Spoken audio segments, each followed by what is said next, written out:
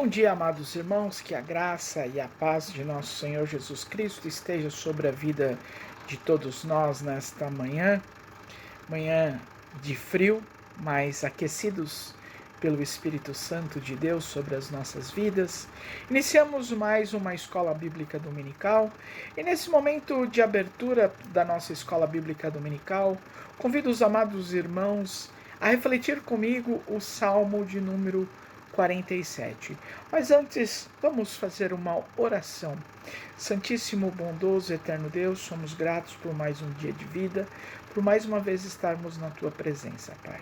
Venhamos pedir a Tua iluminação através do Seu Santo Espírito e da Sua palavra que nós vamos ler, Pai. Que esta palavra venha de encontro com os nossos corações, com os nossos anseios, com a nossa esperança. Abençoe também logo mais a vida do reverendo Carlos, que estará trazendo e ministrando a aula de escola dominical e também o culto nesta manhã, ó Pai. Tudo isso pedimos e agradecemos em Cristo, o nosso Salvador. Amém. Amados, eu convido-os a abrirem as suas Bíblias no livro de Salmos, número 47, capítulo 47. Diz assim: batei palmos, melhor dizendo, batei palmas, todos vós, povos. Gritem a Deus com voz de triunfo, pois o Senhor Altíssimo é terrível, Ele é o grande Rei sobre toda a terra. Ele subjugará os povos debaixo de nós e as nações debaixo dos nossos pés. Ele escolherá para nós a nossa herança, a excelência de Jacó, a quem Ele amou. Deus subiu com um grito, o Senhor com som de trombeta. Cantai louvores a Deus, cantai louvores ao nosso Rei, cantai louvores, pois Deus é Rei de toda a terra. Cantai vós louvores com entendimento. Deus reina sobre os pagãos, Deus se assenta sobre o trono da sua santidade. Os príncipes dos povos se reúnem até o povo do Deus de Abraão, pois os escudos da terra pertencem a Deus. Ele é grandemente exaltado. Nesse domingo, amados irmãos, nesse domingo no qual nós celebramos, vamos estar celebrando logo mais no nosso culto, aprendendo também através da palavra do Senhor sobre a ascensão de Jesus. Essa ascensão de Jesus é a doação definitiva, a comunhão de Cristo com Deus. Sugere também que Jesus nos deixou o testemunho que somos nós, seus seguidores, que devemos continuar a realizar o projeto libertador de Deus para os homens e para o mundo. Por isso, amados irmãos, é importante nós, quanto cristãos, na esperança desse Cristo ressurreto, na esperança desse Cristo que ascendeu-se aos céus, é necessário cantarmos louvores, adorar esse Deus que é Rei, esse Deus que é Altíssimo. Ele é o Deus que cuida do que Ele quer ser. É um Deus que deve ser grandemente exaltado. Esse Deus que, através do seu Filho amado, que viveu entre nós, morreu, ressuscitou e ascendeu-se aos céus para estar sentado, como está sentado à direita de Deus Pai, nos leva a uma reflexão de esperança, mesmo nesse momento de angústia, de dor que nós estamos passando, por uma pandemia de forma global, a esse Deus que reina sobre os pagãos, sobre esse Deus que se assenta sobre o trono da sua santidade. Os príncipes dos povos se reúnem, até o povo de Deus, de Abraão, pois os escudos da terra pertencem a Deus. Ele é grandemente exaltado. A esse Deus que cuida de nós, a esse Deus que guarda, que devemos bater palmas, gritarmos com triunfo, pois esse Deus que nos salva, que nos liberta, e nos dá a vida através de Jesus. Não importa os problemas, as dificuldades que estamos passando, a esse Deus pertence toda a nossa vida, todos os nossos problemas, todas as nossas dificuldades e todos os nossos anseios. Que o Senhor nos abençoe e nós sejamos abençoados com a sua palavra e com o estudo bíblico que logo se segue. Deus abençoe a todos. Uma excelente e abençoada aula com o reverendo Carlos. Meus irmãos, muito bom dia. Mais um domingo na presença do Senhor, com alegria. Mais uma escola dominical e nós vamos abrir as nossas Bíblias para basear nosso estudo desta manhã na carta que Paulo escreve aos Efésios, no capítulo 4, do versículo 7 até o versículo 16. Efésios 4, de 7 ao 16. A palavra do Senhor nos diz assim: E a graça foi concedida a cada um de nós, segundo a proporção do dom de Cristo. Por isso, diz, quando ele subiu às alturas, levou cativo o cativeiro e concedeu dons aos homens. Ora, que quer dizer subiu, senão que também havia descido até as regiões inferiores da terra? Aquele que desceu é também o mesmo que subiu acima de todos os céus para encher todas as coisas.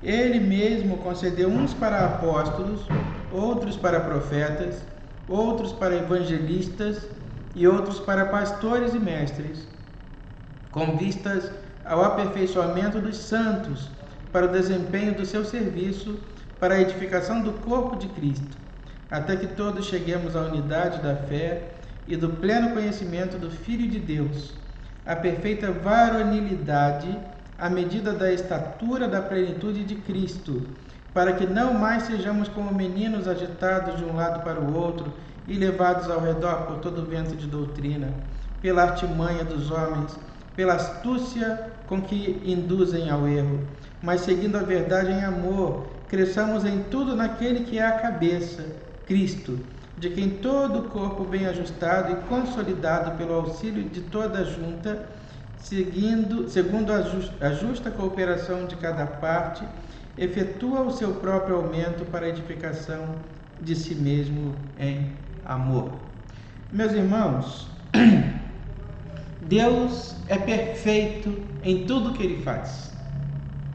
E entre as obras perfeitas de Deus está o fato de Ele não nos criarmos para sermos autossuficientes. Nenhum de nós é autossuficiente.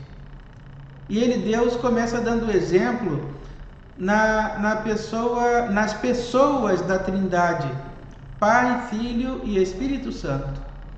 Quando nós vemos lá no livro de Gênesis, o texto da palavra vai nos dizer, no momento da criação, a respeito da criação, o texto vai dizer: façamos o homem à nossa imagem e semelhança. Ou seja, Deus Pai não fez sozinho, nem Deus Filho, nem Deus Espírito Santo. Os três trabalharam juntos. Então, a criação é o resultado do trabalho das três pessoas da Santíssima Trindade, Pai, Filho e Espírito Santo. Quando Deus idealiza a igreja, nós vemos em Jesus, e Ele dá uma diversidade de dons e ministérios, dons e talentos. E aí, a respeito disso, a palavra do Senhor vai nos dizer, a partir do versículo 11, e Ele mesmo concedeu uns para apóstolos, outros para profetas, outros para evangelistas e outros para pastores e mestres, com vistas ao aperfeiçoamento dos santos, para o desempenho do serviço para a edificação do corpo de Cristo. Ou seja, para o bem da igreja, Ele distribuiu os dons, Ele distribuiu os ministérios entre mais que uma pessoa. E a pessoas diferentes, ele entregou esses talentos, esses dons, para que a somatória do trabalho individual de cada um torne o trabalho coletivo com maior qualidade.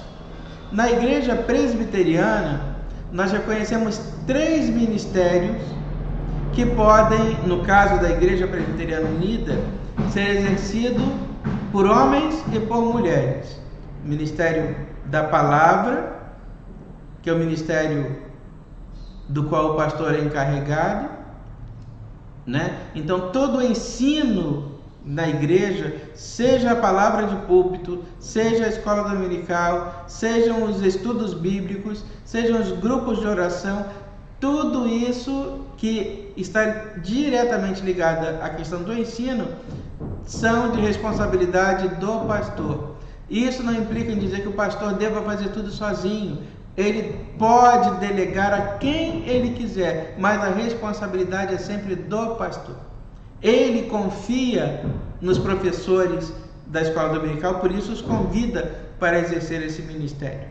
Ele confia nos dirigentes dos grupos de oração, por isso ele convida aqueles que haverão de dirigir os grupos de oração. Ele, pastor, coordena todo esse trabalho que está ligado ao ensino na igreja.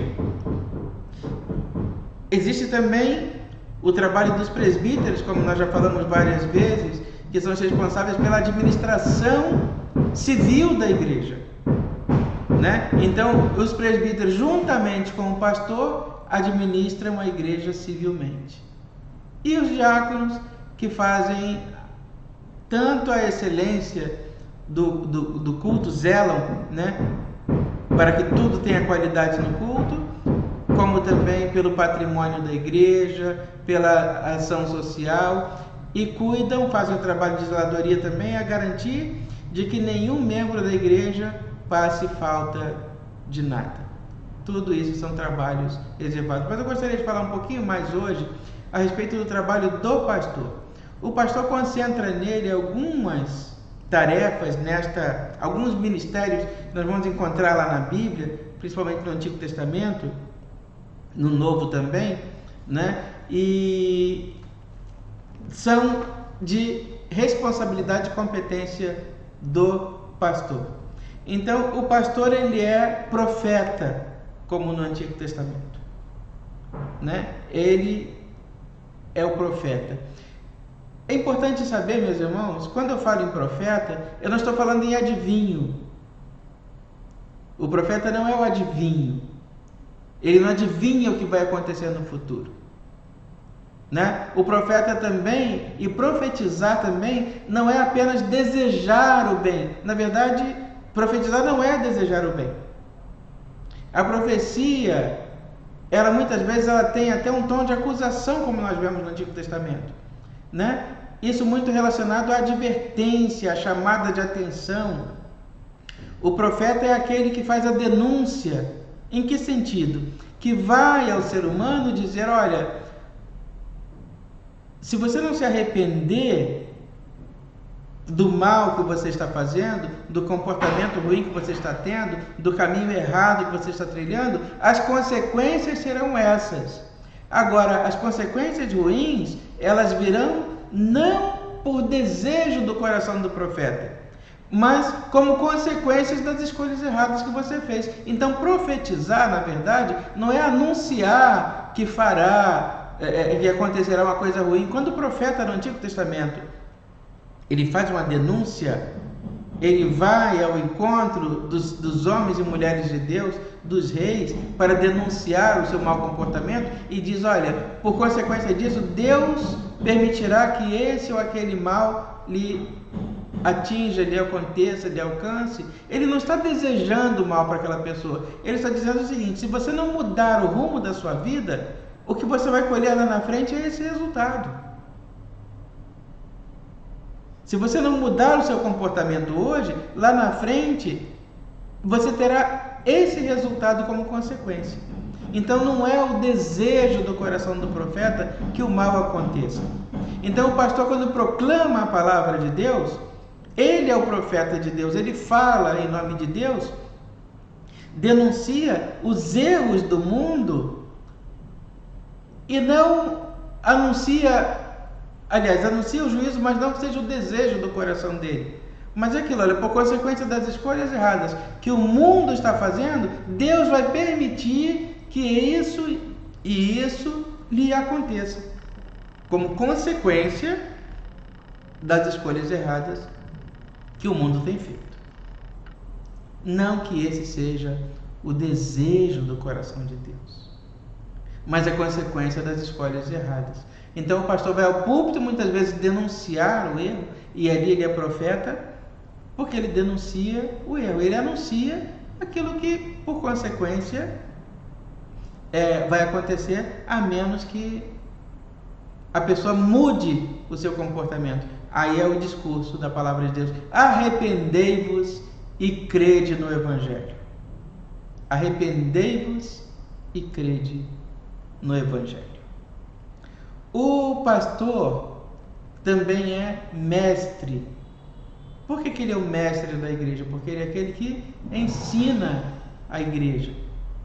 Ele é aquele que interpreta e ensina a palavra de Deus à igreja. Então ele, de posse do texto bíblico, ele vai examinar o texto à luz, iluminado pelo Espírito Santo, e vai falar à igreja a respeito daquilo que Deus intenciona falar ao seu povo, falar à sua igreja, né? Então, a palavra do pastor, ela vai nesse caminho do que deseja Deus falar à sua igreja. O pastor também o pastor também representa o sacerdócio universal de todos os crentes. Porque, ao contrário da Igreja Católica, o pastor não é sacerdote, apenas ele pastor. Todos nós somos sacerdotes. Esse é um princípio da Reforma Protestante, né? Na visão do antigo Israel e da Igreja Católica, apenas o padre e aqueles que recebem a ordenação apostólica são sacerdotes. Apenas esses exercem o sacerdócio. Então, por consequência, apenas esses podem falar com Deus. Quando o pastor assume a condição de sacerdote, ou melhor, representa o sacerdócio universal, né, que é um princípio da Reforma Protestante, todos nós somos sacerdotes. Logo, todos nós podemos falar com Deus. Nós não precisamos de alguém que interceda junto a Deus por nós, de um único homem que ofereça o nosso sacrifício, que fale por nós. Nós podemos dirigir a palavra a Deus, Ele nos ouvirá. Deus nos ouve, Ele nos ouvirá, né? Porque todos nós somos sacerdotes. Mas o pastor representa esse sacerdócio universal. Então, quando ele batiza, quando ele celebra a ceia do Senhor, ou seja, quando ele celebra os sacramentos da palavra de Deus, ele representa o sacerdócio universal. Por isso, esses atos, eles têm que ser celebrados sempre na presença da comunidade, porque todos são sacerdotes, mas o pastor, ele representa o sacerdócio universal, né? Então, meus irmãos, em outra oportunidade nós vamos falar sobre o ministério dos presbíteros e dos diáconos também, mas é para nós entendermos quanta coisa está contida no ministério pastoral. Então, o pastor, ele é profeta, ele é mestre e ele representa o sacerdócio universal de todos os crentes. Que Deus nos abençoe, tenha falado ao nosso coração, que nós saiamos com mais esta informação acerca do modo de pensar da igreja presbiteriana. Na igreja presbiteriana é assim: o pastor não é o dono da verdade, mas ele é aquele incumbido por Deus de ensinar a igreja. né? Ele é aquele incumbido por Deus de denunciar os erros do mundo. E ele é aquele incumbido de representar um sacerdócio que é maior do que ele, porque é de todos os crentes. Mas ele, naquele momento ali, ele, em nome de todos os crentes, ele consagra, ele batiza e ele celebra os sacramentos. Que Deus nos abençoe nesta manhã. Amados irmãos, indo para o encerramento e logo mais vamos estar participando de forma presencial ou online do nosso culto nesta manhã. Culto esse, como já disse num primeiro momento, fala sobre a ascensão de Cristo, né? Um tema da nossa liturgia. A igreja presbiteriana é uma igreja reformada e segue o calendário litúrgico. Então hoje nós estaremos meditando sobre esta palavra da ascensão de Jesus também no nosso culto, palavra que será ministrada pelo servo do nosso Senhor Jesus Cristo, o reverendo Carlos. Vou convidá-los mais uma vez para uma oração de encerramento e assim damos por encerrada a nossa escola bíblica dominical. Santíssimo, amado, eterno Deus, nesse instante, na tua presença, após aprendermos da tua palavra, de estudar a tua palavra, nos colocamos na tua presença em gratidão pela vida dos nossos irmãos, dos nossos parentes, pela vida daqueles irmãos que completaram mais um ano de vida nesta semana, Pai. E pedimos também, ó Senhor, pela vida daqueles irmãos que estão passando por problemas, dificuldades, lutas, problemas de saúde, problemas espirituais, problemas emocionais, com problemas psicológicos, psiquiátricos, que o Senhor venha sustentar a vida, venha segurar as nossas mãos, ó Pai, e que possamos como servos, ó Pai, servos teus, sempre estarmos adorando e louvando mesmo nos momentos de dificuldades e de lutas. Abençoa a vida dos pastores desta igreja, abençoa a vida do conselho desta igreja, da mesa diaconal dessa igreja e todos os departamentos, ó Pai. Esteja sustentando esta igreja para a honra e glória do teu nome, ó Pai, pois as portas do inferno não prevalecerão contra ela, porque o Senhor é o Rei do universo, o Senhor é o Deus Todo-Poderoso. Abençoa-nos em Cristo, ó Pai. É o que pedimos. Amém. Que os amados irmãos tenham uma excelente e abençoada semana. Em nome do Pai, do Filho e do Espírito Santo. Espero encontrá-los no próximo domingo.